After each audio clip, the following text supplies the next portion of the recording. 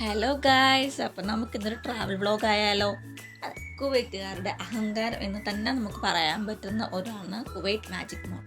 ഇന്ന് അങ്ങോട്ടേക്കാട്ടോ നമ്മുടെ ട്രാവൽ.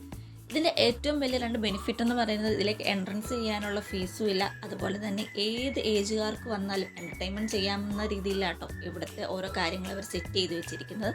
അങ്ങനെ ഉള്ളിലേക്ക് കയറുമ്പോൾ തന്നെ നമുക്ക് കാണാൻ കഴിയുന്നതെന്ന് വെച്ചാൽ ചെറിയൊരു അരുവിയാട്ടോ. അതായത് കുറേ പാറയൊക്കെ കെട്ടി കുറച്ച് സൈഡിൽ ചെടിയൊക്കെ വെച്ചിട്ട് കുറച്ച് വെള്ളമൊക്കെ ആയിട്ട് ഇങ്ങനെ ഒരു മലയുടെ മേളിൽ നിന്ന് ഇങ്ങനെ ഒഴുകി വരുന്ന ഒരു ഫീൽ നമുക്ക് തോന്നും കേട്ടോ. അതുപോലെ ഒന്ന് സെറ്റ് ചെയ്തിട്ടുണ്ട്. പിന്നെ പോകുന്ന വഴിക്ക് സൈഡുകളിൽ കുറേ ഷോപ്പ് കിഡ്സിനും ജെൻസിനും അതുപോലെ ലേഡീസിനൊക്കെ പർച്ചേസ് ചെയ്യാൻ പറ്റുന്ന കുറേ ഐറ്റംസ് ഉണ്ട്. അതുപോലെ മുമ്പ് പറഞ്ഞ പോലെ തന്നെ മാർബിൾസിൻ്റെ തോന്നുന്നു സ്റ്റോണൊക്കെ വെച്ചിട്ട് അവർ കുറച്ച് വെള്ളമൊക്കെ ഫില്ല് ചെയ്തും എൻ്റർടൈൻമെൻറ്റ് ചെയ്യാവുന്ന രീതിയിലുള്ള സാധനങ്ങളൊക്കെ അവിടെ സെറ്റ് ചെയ്തിട്ടുണ്ട്.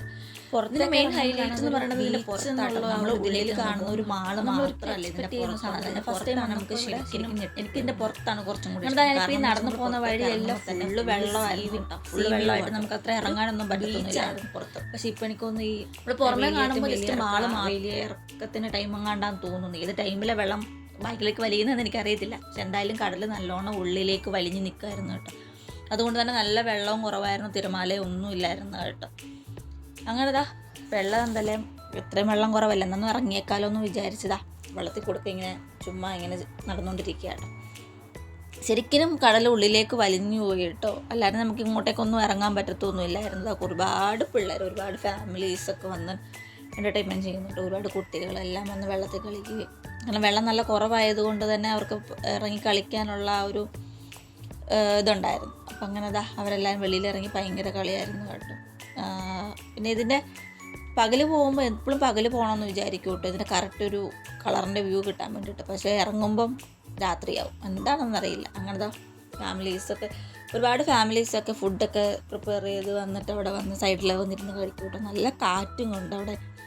അത് കഴിഞ്ഞ് നമ്മൾ നേരെ കടലിലൊക്കെ പോയിട്ട് നേരെ സൈഡിൽ കുറേ എൻ്റർടൈൻമെൻറ്റ് ചെയ്യാനുള്ള കുറേ കാര്യങ്ങളൊക്കെ ഉണ്ട് കേട്ടോ. അങ്ങനെ ഇതൊരു ചെറിയൊരു കിളി മീൻ ഫിഷ് ഫീഡിങ്ങും അങ്ങനെയൊക്കെയുള്ള ചെറിയൊരു സംഭവം കേട്ടോ.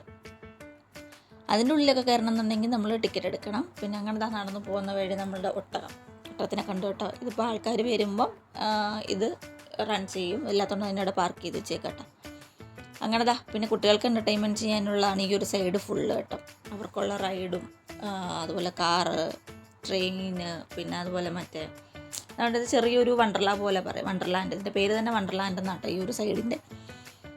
അങ്ങനെ അതിൻ്റെ ഉള്ളിൽ കയറി തിരിച്ചിറങ്ങിയ സമയത്ത് കുതിര ആൾക്കാരെയും കൊണ്ട് ഇങ്ങനെ പൊയ്ക്കൊണ്ടിരിക്കുക കേട്ടോ. ഇതവിടെ എപ്പോഴും ഫുൾ ടൈം ഇങ്ങനെ ഓടിക്കൊണ്ടേയിരിക്കും കേട്ടോ ഈ കുതിര. അങ്ങനത്തെ ആൾക്കാർ കുറേ പേര് അതിൽ കയറുകയും ഇങ്ങനെ ചെയ്യും. അങ്ങനത്തെ സൈഡിൻ്റെ വ്യൂ ഒക്കെ കണ്ട് ഞങ്ങൾ ഇങ്ങനെ നേരെ നടക്കും കേട്ടോ. ഈ നടക്കുന്ന പാത്ത് വേ തന്നെ അവർ നല്ല രീതിയിലാണ് ഡിസൈൻ ചെയ്തേക്കുന്നത് കേട്ടോ. അതിലേത് ഏജുകാർക്കും എൻ്റർടൈൻമെൻറ്റ് ചെയ്യാവുന്ന പല രീതിയിലുള്ള കാര്യങ്ങളൊക്കെ അവിടെയുണ്ട്. ഇതാണ് കുട്ടികൾക്കുള്ള റൈഡ് കേട്ടോ. ഇതിനൊക്കെ ഓരോ റൈഡിനും കയറണമെന്നുണ്ടെങ്കിൽ പ്രത്യേക പേയ്മെൻറ്റുകളാട്ടോ. പേയ്മെൻറ്റ് കൂടിയതുകൊണ്ട് അഥവാ പേയ്മെൻറ്റ് കുറഞ്ഞ റൈഡുകളൊക്കെ ഉണ്ട് കേട്ടോ. അതുപോലെ തന്നെ വിശാലമായി നമുക്ക് ഇരിക്കാനുള്ള ഒരുപാട് ഫെസിലിറ്റീസും, ഒരു മനുഷ്യന് വേണ്ട ആവശ്യമുള്ള എല്ലാ കാര്യങ്ങളും ആ ഒരു മാലിൽ ചെന്ന് കഴിഞ്ഞാൽ നമുക്ക് കിട്ടും കേട്ടോ. അതുപോലെ ടൈം പോകുന്ന കാര്യം നമുക്കറിയില്ലേ ഇല്ല അവിടെ ചെന്ന് കഴിഞ്ഞ് കഴിഞ്ഞാൽ.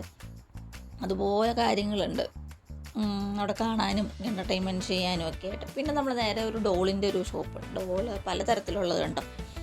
ഇതിൻ്റെ ഒന്നും പേരൊന്നും എനിക്ക് ശരിക്കും അറിഞ്ഞൂടാ. എന്തായാലും കണ്ടപ്പോൾ നല്ല വെറൈറ്റി ആയിട്ട് സെൻട്രലായിട്ടൊരു വേറൊരു ഡോൾ ഇങ്ങനെ ഇരുന്ന് കല്ലിൽ ഇങ്ങനെ ഇരുന്ന് അതിൻ്റെ ചുറ്റി